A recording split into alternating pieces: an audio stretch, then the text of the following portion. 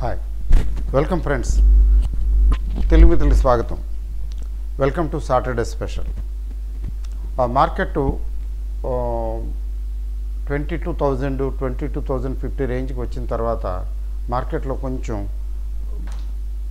Buying వచ్చింది. ఎందుకంటే కన్సిస్టెంట్గా తగ్గుతూ వచ్చింది. రావటం వల్ల అది ఓవర్సోల్డ్ కండిషన్ స్టేట్లోకి వెళ్ళిపోయింది. ఈ ఓవర్సోల్డ్ పొజిషన్ నుంచి ఇప్పుడు చిన్న రికవరీ 2-3 సెషన్స్ పాజిటివ్గా ఉండటం వల్ల ఇప్పుడు 22,000 చిల్లర ఉన్నదల్లా 22,500 చిల్లర వచ్చేసింది. 22,500 22,600కి వచ్చింది. సో నెక్స్ట్ హార్డిల్ ఏంటంటే 22,800 లెవెల్. సో 22,800 లెవెల్కి వెళుతుందా, వెళ్ళిన తర్వాత కరెక్షన్ వస్తుందా, లేకపోతే వెళ్ళక ముందే ఏమైనా కొంచెం కరెక్షన్ వస్తుందా అది చూడాలి. అంటే కరెక్షన్ అయినా మళ్ళీ 23,000 అండ్ అబోవ్ వెళదా అంటే 23,000 అది కొంచెం కష్టం. 23,000కి ఇమీడియట్గా వెళ్ళటం. 23,000కి ఎందుకు వెళ్ళదు, వెళుతుంది. And it may take some time. నెలలు కాకపోవచ్చు, 1 or 2 వీక్స్ తీసుకోవచ్చు టైము 23,000 అండ్ అబోవ్ వెళ్ళటానికి. బట్ ఈలోగా మాత్రం ఇప్పుడు ఉన్న పొజిషను ఏంటంటే ఒక బాటమ్ వచ్చింది. ఎక్కడ వచ్చింది? 2250 దగ్గర ఒక బాటమ్ వచ్చింది. మరి ఇదే బాటమ్, ఇదే లాస్టా, ఇంకా ఫర్దర్ తగ్గే అవకాశం ఉందా? That is $1 billion question. అది దానికి ఆన్సర్ మనం చెప్పలేము. కానీ చూస్తే మరొకసారి సేమ్ బాటమ్ లెవెల్కి రావచ్చు. 2250 22,100 ఆ రేంజ్కి మరొకసారి రావచ్చు. మరొకసారి వచ్చి లేదా అక్కడి నుంచి ఇంకొద్దిగా తగ్గో, లేకపోతే అక్కడ దగ్గరగా వచ్చో అక్కడి నుంచి మళ్ళీ పికప్ అవ్వచ్చు. It may pickup strength. ఎందుకంటే మీకు గాయపడిన వ్యక్తి, దెబ్బతిన్న వ్యక్తి గబుక్కుని లేచి వెంటనే కోలుకుని లేచి పరుగులు తీయడు. నిజానికి ట్రై చేస్తాడు. ఎందుకు పరుగులు తీయలేడంటే అంత పరుగులు తీయటానికి, ఏకదాటిగా పరుగులు తీయటానికి తగినంత ఎనర్జీ, శక్తి ఉండదు. అప్పుడేంటి, కొంచెం ట్రై చేస్తుంటాడు, కొద్దిగా వెళ్తాడు, నడుస్తాడు, కొద్దిగా ట్రై చేస్తాడు. మళ్ళీ అక్కడ స్ట్రెంగ్త్ సరిపోదు, బలం సరిపోదు, మళ్ళీ ఆగిపోతాడు. మళ్ళీ ఆగిపోయిన తర్వాత మళ్ళీ ట్రై చేస్తాడు. అంటే పైకి వెళ్ళటానికి ఇంధనం కావాలి. ఆ ఇంధనం ఏకదాటిగా పైకి వెళ్ళటానికి ఇంధనం దొరకటం కష్టం, ఇంధనం లభించదు. ఎందుకు లభించదంటే స్టీప్గా పడిపోయింది అయితే మళ్ళీ స్టీప్గా పైకి వెళ్తుంది. స్టీప్గా పడలేదు కదా, కొద్దిగా పడుతూ వచ్చింది. కాబట్టి రికవరీ కూడా కొద్దిగా అన్నోటిసింగ్లీ వచ్చే అవకాశం ఉంది. సో ఫస్ట్ మనం మార్కెట్ ఒకసారి లెటెస్ట్ చెక్. నిఫ్టీ పొజిషను ఒకసారి చూద్దాం. బ్యాంక్ నిఫ్టీ 6 months చార్ట్ తీసుకుంటున్నాను, డైలీ చార్టు. చూడండి, 26,200 నుంచి పడుతూనే వచ్చింది. మధ్యలో చిన్న రిక్వైర్మెంట్, చిన్న రిట్రేస్మెంట్ లాగా వచ్చిన నెట్ పొజిషన్ ఏంటంటే తగ్గుతూ వచ్చింది.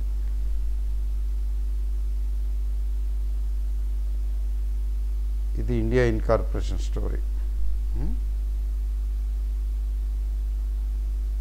ఇదండి. ఇప్పుడు దీని ప్రకారం రికవరీ వచ్చింది లేదా వస్తుంది అనటానికి కనీసం ఇక్కడ చూడండి,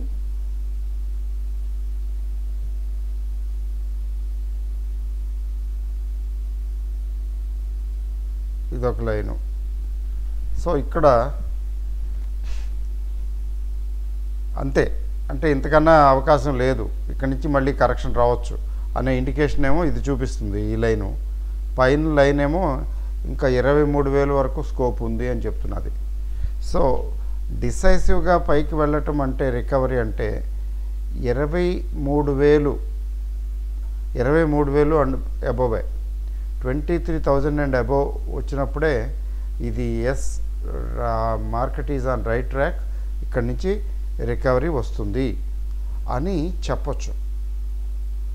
ఏమండి, అప్పటి వరకు కూడా మార్కెట్ రేంజ్లోనే వెళ్ళే అవకాశం ఉంది. అంటే upper range, lower range. Upper range ఇప్పుడు 23,800 ఒక రేంజ్ ఉంది, నెక్స్ట్ 23 ఒకటి ఉంది. సో ఫస్ట్ 22,800 అనేది ఒకసారి మీరు కూడా చూడండి, గ్రాఫ్ చూపిస్తాను, మీరు చూడండి. ఇక్కడ 22 పైన లైను 23,100 లెవెల్ చూపిస్తుంది. అంటే 23,100 నుంచి దాటిన తర్వాత మాత్రమే ఇక్కడ రికవరీ అనేది క్లియర్గా అసెస్ చేయొచ్చు. అదర్వైజ్ ఇప్పుడు 23,500 23,600 లెవెలే ఇక్కడ ఎక్కువ. అయితే మరొక లెవెల్ ఉంది 22,800. ఇక్కడ చూడండి, 22,800 ఈ లైను. ఈ 22,800 ఫస్ట్ క్రాస్ అవ్వాలి, ఆ తర్వాత 23,000 లెవెల్కి వెళ్ళాలి, ఆ తర్వాతే రికవరీ. అదర్వైజ్ కొంచెం పెరుగుతుంది, పెరిగినట్టు పెరిగి మళ్ళీ వెనక్కి వస్తుంది. అంతేగాని ఇంకా ఏకధాటిగా పెరుగుతుంది అని చెప్పడానికి మాత్రం లేదు. అయితే bottom out, near bottom out అయ్యింది, బాటమ్ అవుట్కి సమీపంగా వచ్చింది. బాటమ్ అవుట్కి సమీపంగా వచ్చింది కాబట్టి ఆ బాటమ్ ఎంత, ఈ 22,000 లేకపోతే 21,800 లేకపోతే 21,300 లెవెల్సా? దీని తర్వాత ఇంకా 2 లెవెల్స్ ఉన్నాయి, 21,800 లెవెల్ ఒకటిను 21,300 లెవెల్ ఒకటి. అది 21,300 అంటే ఇట్ విల్ బి హెవీ, ఎందుకని హెవీ అంటే, నేను ఎందుకు హెవీ అని చెప్తున్నానంటే ఆల్రెడీ 15% ఫాల్ వచ్చింది, 15% ఫాల్ వచ్చింది. ఇంకా 21,300 అట్లా వెళ్ళిందంటే 18 to 20% వచ్చేస్తుంది ఇది ఫాలు. దట్ ఈస్ బిగ్, కొంచెం కష్టం. మార్కెట్ అబ్జర్వ్ చేసుకోలేదు, మళ్ళీ కొంచెం ప్యానిక్ సిచ్యువేషన్ వచ్చేస్తుంది. ఇప్పుడు నియర్ ప్యానిక్ సిచ్యువేషన్లోనే ఉన్నాం 22,000 దగ్గర. ఇంకా 22,000కి దిగితే మాత్రం ప్యానిక్కే, రియల్ ప్యానిక్ సిచ్యువేషన్ వచ్చేస్తుంది. ఏముంది, 400-300 పాయింట్లు తగ్గిందనుకోండి ఒకరోజు, ఒక 1.5% 2% తగ్గిందనుకోండి ఏదైనా ఒకరోజు, అక్కడ కొంచెం కంగారు పడిపోతారు. ఏదో రికవరీ అయిపోతుంది అనుకున్నాము, రికవరీ అయినట్టు అయ్యి మళ్ళీ పడిపోతుంది, వీళ్ళు అమ్మేస్తున్నారు, ట్రాప్డ్ ఇరుక్కుపోయామన్న ఫీలింగ్ వచ్చేస్తుంది ఇన్వెస్టర్స్లో. ఎందుకంటే లాస్ట్ 2-3 సెషన్స్లో తీసుకున్నట్లయితే అడ్వాన్స్ డిక్లైన్ రేషియో పాజిటివ్గా ఉంది. అంటే small cap, mid cap recover అవుతున్నాయి. సో ఈ నేపథ్యంలో ఏంటంటే అది రికవర్ అవుతున్నదని చెప్పి ఈ మధ్యలో కొనేశారు, చాలామంది కొన్నారు. కొంతమందికి ముందే అయిపోయినాయి డబ్బులు, ఇంతకుముందే కొనేశారు, ఇంతకుముందే యావరేజ్ చేసేసుకుని కొనేసి కూర్చున్నారు, డబ్బులు అయిపోయినాయి. కొంతమందికి ఉన్నాయి, వాళ్ళు ట్రై చేస్తున్నారు, ఇక్కడి నుంచి రికవర్ వచ్చేటట్టు ఉంది, వస్తుందేమో, ఎందుకంటే 26,000 నుంచి 22,000కి వచ్చింది కదా. It's a good fall, big fall. కాబట్టి let me try my luck. ఇప్పుడు మళ్ళీ ఆ 22,000ని కూడా బ్రీచ్ చేసి కిందకు వచ్చింది అనుకోండి, వీళ్ళకి ధైర్యం చాలదు యాక్చువల్గా. డబ్బులు ఉన్నా కొనటానికి సాహసించరు ఆల్రెడీ. ఎందుకంటే there is a saying in English, ఏంటిది, వన్స్ బిటెన్ ట్వైస్ షై. అలాగే ట్వైస్ బిటెన్ అయితే అలాగే ఇక్కడ అది పొజిషన్. అందువల్ల ఏంటంటే నో డౌట్ ఇంకొక రకంగా ఆలోచిస్తే లాంగ్ టర్మ్ ఇన్వెస్టర్ అనుకోండి, లాంగ్ టర్మ్ ఇన్వెస్టర్కి చాలదా 22,000 దగ్గరకి వచ్చింది, 4,000 పాయింట్స్ తగ్గింది, కరెక్షన్ వచ్చిందే కదా. చాలా స్టాక్స్లో కరెక్షన్ వచ్చింది, కరెక్షన్ లేకుండా ఉన్న స్టాక్స్ దాదాపు లేవు. కాబట్టి ఎగ్జాక్ట్ బాటమ్ ఫిషింగ్ అంటాం కదా, ఎగ్జాక్ట్ బాటమ్కి వెళ్ళిన తర్వాత కొనటం అది ప్రాక్టికల్గా అంత ఈజీ కాదు. నియర్ బాటమ్ దగ్గర కొనుక్కున్నాం, లాంగ్ టర్ము వెయిట్ చేస్తాము, కంపెనీ పెర్ఫార్మెన్స్ బాగుంటే ఖచ్చితంగా మంచి రిటర్న్స్ వస్తాయి. అది ఆ థాట్ ప్రాసెస్తో అయితే ఇది ఓకే, ఈ టైంలో వెంచర్ చేయొచ్చు, కొంచెం బై చేయొచ్చు సెలెక్టివ్గా. అదర్వైజ్ ఇంకా వెయిట్ చేస్తే ఇంకా తగ్గొచ్చు కూడా. అప్పుడు చూద్దాము, ఇప్పటి నుంచి ఎందుకు అని కూడా వెయిట్ చేయొచ్చు. ఇంకొక 1 వీక్, ఈ వీక్ తెలిసిపోతుంది, ఈ వీక్లో తెలిసిపోతుంది, కొంచెం ఐడియా వచ్చేస్తుంది. కరెక్షను పెరుగుతున్నది, దానిలో మళ్ళీ కరెక్షను హాల్ట్ ఈ వీక్లోనే, అంటే కమింగ్ వీక్ ఉంది కదా, ఈ వీక్ అంటే అదే ఈ మండే వీకు మధ్యలో. కోర్స్ ఫ్రైడే హోలీ నిమిత్తం సెలవు అనుకోండి, ఫ్రైడే మార్కెట్ లేవు. సో 4 రోజులు, Monday, Tuesday, Wednesday, Thursday, only 4 days. Coming week is only for 4 days. ఆ 4 daysలో కొంత క్లూ వస్తుంది. సో అది విషయం. కాబట్టి ఓవర్ సోల్డ్ పొజిషన్లో ఉండటం వల్ల రికవరీ వచ్చింది. ఈ రికవరీ నిలవకపోతే మళ్ళీ తగ్గుతుంది కదా. సో ఇదే ఇంకా last, for the time being ఇదే లాస్ట్. అక్కడి నుంచి కొంచెం కన్సాలిడేషన్ మోడ్లోకి వెళ్తుంది, కానీ ప్యానిక్ సెల్లింగు లాంటివి ఉండకపోవచ్చు అనేది కంక్లూషన్స్ డ్రా చేయొచ్చు మనం. ఓకే అండి. సో మరి ఈ వారం విశేషం ఏంటంటే రిలయన్స్ ఇండస్ట్రీస్ అండి. మీకు రిలయన్స్ ఇండస్ట్రీస్ చూడండి, చూపిస్తాను. ఈ వీక్లీ చార్ట్లో తెలిసిపోతుంది. రిలయన్స్ ఇండస్ట్రీస్ రికవర్ అయిందండి. అది చెప్పాలంటే 1200కి దిగువకి వెళ్ళిపోయింది.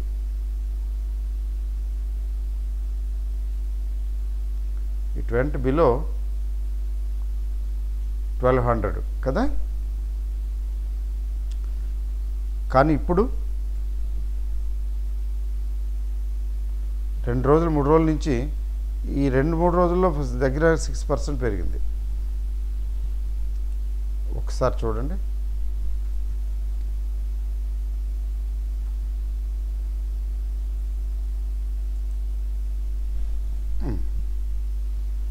ఒకసారి చూస్తే మీకు అర్థమవుతుంది.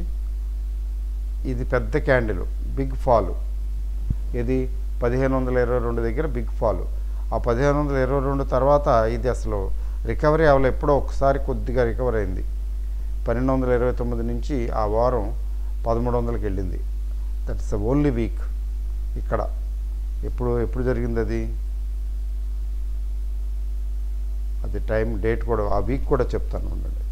ఆ వీక్ ఎప్పుడంటే జనవరి 2nd వీక్. జనవరి 2nd వీక్లో వచ్చిందంతే. ఆ తర్వాత అసలు రికవరీయే లేదు, ఫాలింగే. అలాంటిది ఈ వారం చూడండి. ఈ వారం లోవెస్ట్ 1154. అక్కడ బాటమ్ ఫిషింగ్ అంటారే, ఇక్కడ బాటమ్ అవుట్ అయ్యి సపోర్ట్ తీసుకుని ఇక్కడ 1204 దగ్గర ఓపెనింగ్కి వచ్చి 1240 దగ్గర క్లోజింగ్. అంటే ఇక్కడ ఒక సిగ్నిఫికెంట్ వైట్ క్యాండిల్ వచ్చింది. ఎందుకంటే లోవర్ విక్కు చాలా పొడవుగా ఉంది కదా. అంటే ఇక్కడి నుంచి ఇంత దిగువకు వస్తే ఇక్కడి నుంచి తరిమి కొట్టి పైకి తీసుకెళ్ళారు. అంటే డిసైసివ్గా పెరిగింది. ఇది ఈ వారంలో ఉన్న విశేషం. కొన్ని మెటల్ స్టాక్స్ కూడా రికవరీకి వచ్చాయి. మెటల్ స్టాక్స్ ఫర్ ఎగ్జాంపుల్ చూడండి, హిండాల్కో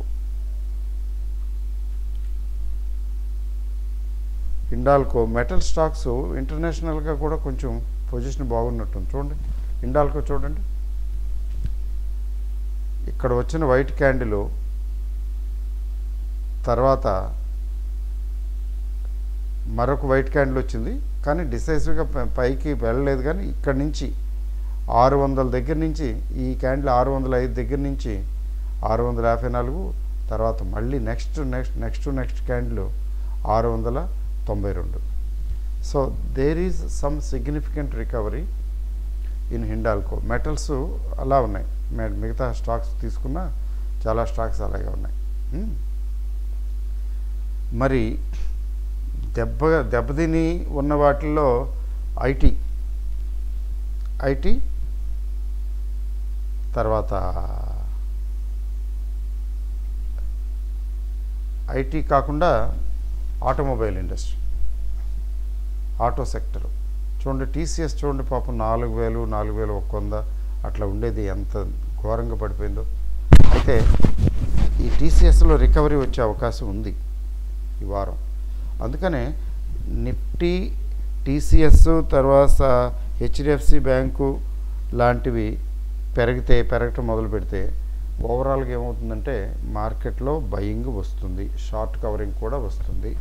అది ఆ హోప్తోనే మనం 22,800 వరకు వెళుతుందేమో అని అనుకుంటున్నాం. ఆ తర్వాత ఏముంది, మళ్ళీ సెల్లింగ్ రావచ్చు కదా. సో టీసీఎస్ ఈ వారం కొంచెం రికవర్ అయింది. 3450 3500 దగ్గర నుంచి 3600కి వచ్చింది. Slight recovery. And if it continues that will be good sign of recovery. లేకపోతే ఏముందండి, చెప్పేది ఏముంది, మనం చేయగలిగింది ఏముంది, అది విషయం. తర్వాత క్రూడ్ ధరలో, crude is down, still down, $70కి దగ్గరలో ఉంది, అది ప్లస్ పాయింట్. విక్స్ కంట్రోల్లో ఉంది, వాలటైలిటీ ఇండెక్స్ అది పెరగటం లేదు, దట్స్ ఎ ప్లస్ పాయింట్. లైట్గా తగ్గింది కానీ పెరగల, అంటే పెరగదనేం లేదు. మార్కెట్ పడితే ఆటోమేటిక్గా అది పెరిగిపోతుంది, మళ్ళీ 14 దాటిపోతుంది. It takes no time. ప్రస్తుతానికి మాత్రం కంఫర్ట్ జోన్లోనే ఉంది, కంట్రోల్ పొజిషన్లోనే ఉంది. సో విక్స్ కంట్రోల్లో ఉంది. తర్వాత క్రూడ్ ధరలు అందుబాటులో బాగానే ఉన్నాయి. తర్వాత డాలరు పెరిగింది కానీ మొత్తానికి 87 రూపీస్కి దిగువనే ఉంది. ఓకే, మరి టారిఫ్ వారు అవి రోజు చెప్తే రోజు చస్తే ఎవరు ఏడుస్తారు, ఒకరోజు చస్తే ఏడుస్తారు. కానీ టారిఫ్ గోళ దాదాపు అయిపోయింది ప్రస్తుతానికి. మళ్ళీ ట్రంప్ గారు కొత్తగా ఏదైనా మొదలు పెడితే తప్ప రెటారిక్. సో బ్యాడ్ న్యూస్ చాలా వరకు డిస్కౌంట్ అయింది. అయితే ఫర్దర్ డెవలప్మెంట్స్ ద్వారా ఏదైనా కొద్దిగా బ్యాడ్ న్యూస్ వస్తే అప్పుడు it may take a clue and fall. Otherwise market almost బాటమ్కి దగ్గరగా ఉంది. బాటమ్ అవుట్ అయిపోయినట్లే అన్నట్లుగా ఉంది. ఇంకొకసారి తగ్గితే ఇంకొకసారి తగ్గుతుంది. ఆ తగ్గిన తర్వాత కన్సాలిడేషన్ మోడ్కి వెళ్ళి అక్కడి నుంచి గ్రాడ్యువల్గా రికవరీ వస్తుంది. అది ఎక్స్పెక్టేషను, అది ఆలోచన. ప్రాక్టికల్గా ఏమవుతుందనేది మనం చూడవలసిందే. But that's what it appears as per chart reading ప్రకారం అలా అనిపిస్తున్నది. చాలా కంపెనీలు చాలా ఘోరంగా తగ్గి ఉన్నాయి కదా. మీకు చూడండి, ఫర్ ఎగ్జాంపుల్ మంత్లీ చార్ట్ చూద్దాం. 1-2 మీకు ఏది అక్కర్లా ఆటో స్టాక్స్ చూడండి.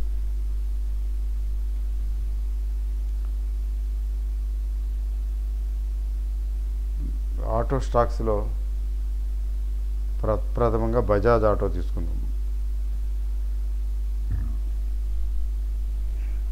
ఒకసారి చూడండి,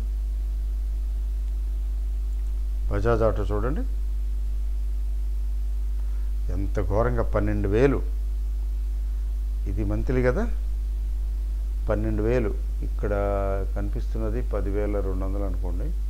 ఇంతకన్నా ఎక్కువ వెళ్ళింది రండి, చూస్తాను ఉండండి. 6 months కాదు, 9 months తీసుకుంటాను.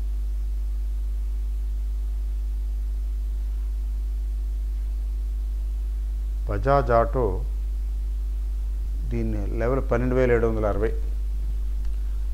12,760 ఇక్కడండి 12,790, 60 కూడా కాదు, 12,790 దగ్గర ఉన్న బజాజ్ ఆటో ఇవాళ 7,000 చిల్లరకు వచ్చేసింది. 7,400 7,400 టచ్ అయింది యాక్చువల్గా. అయితే కొద్దిగా రికవర్ అయింది.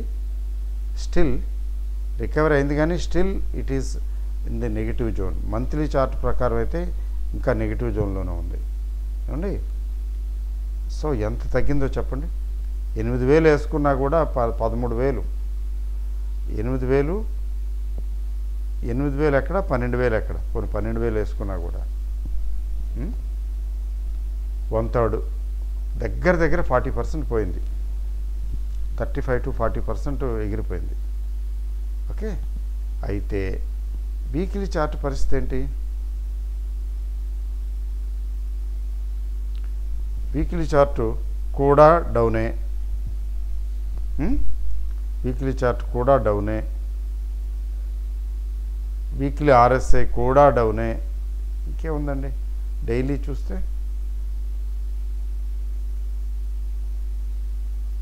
చూస్తే చిన్న రికవరీ, వెరీ స్మాల్ రికవరీ. అంటే this may or may not sustain. ఇది బాటమ్ అవుట్ అయిపోయింది, ఇక్కడి నుంచి రికవరీ వచ్చేస్తుంది అనటానికి లేదు. అయితే ఇన్వెస్టర్ అయితే బాటమ్ అవుట్ చూసుకోనక్కర్లేదు. తగ్గింది కాబట్టి లెట్ మీ స్టార్ట్ బయింగ్ అలా చేయొచ్చు, తగ్గింది కాబట్టి. చూడండి,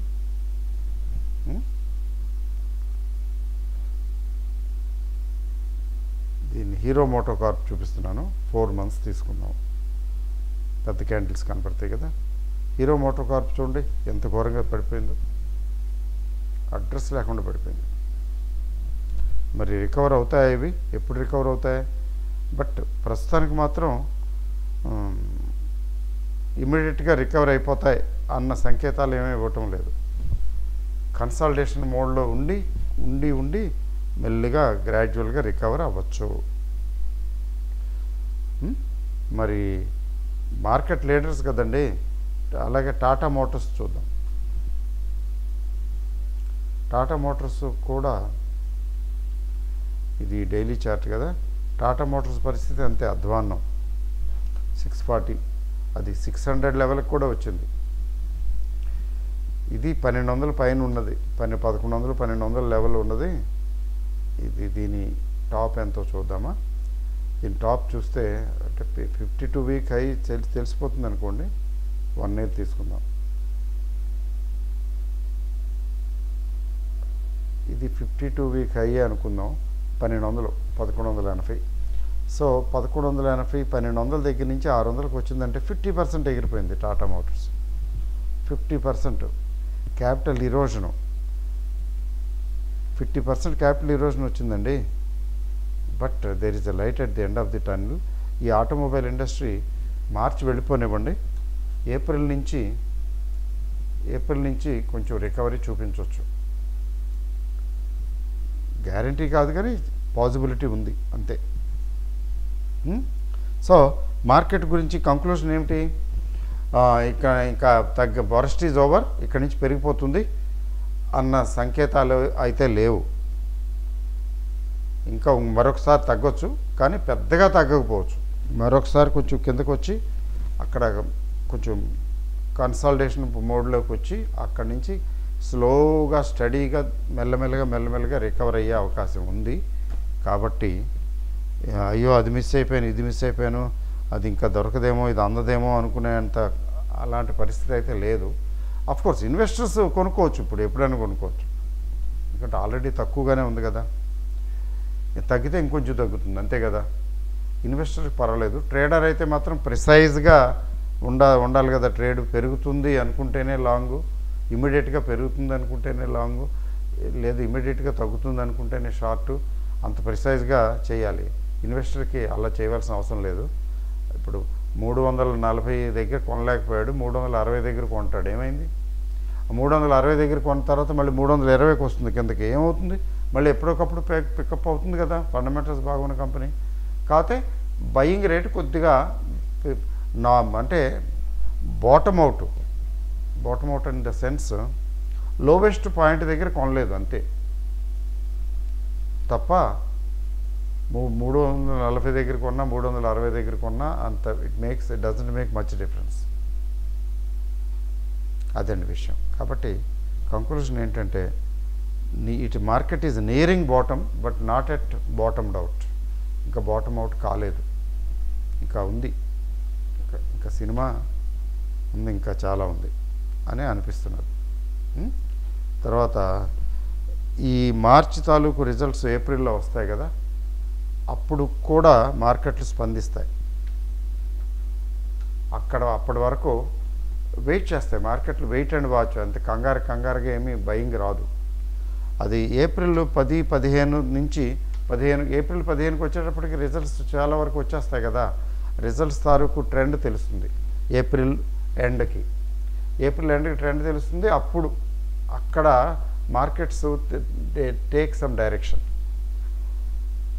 పెంచాలా లేకపోతే అక్కర్లేదు అనుకుంటే అంతకన్నా పెద్దగా తగ్గకపోవచ్చు, కానీ పెరగటం కూడా పెరగకపోవచ్చు, కన్సల్టేషన్ మోడ్లోకి వెళ్ళచ్చు. అలా కాకుండా కొంచెం బాగానే ఉంటే, రిజల్ట్స్ బాగుంటే ఎస్ బెటర్గా ఉంటే మళ్ళీ అందుకోవటం అంటే మెల్లిమెల్లిగా పికప్ అయ్యే అవకాశం ఉంది. బట్ రిజల్ట్స్ బాగుంటాయా అనేది మళ్ళీ again it's a big question. అప్పటి వరకు ఈ మార్కెట్లు ఎక్కడికి వెళ్ళవు. కొంచెం పెరిగినా పైపైకి వెళ్ళినా మళ్ళీ కిందకు వస్తాయి, ఏకదాటిగా పెరగవు. కాబట్టి టూ మచ్ ఆప్టిమిజం అవసరం లేదు, అది చెప్పేది. We need not be optimistic, క్రిటికల్గానే చూస్తేనే బాగుంటుంది అని అనిపిస్తుంది. Okay, all the best and good night.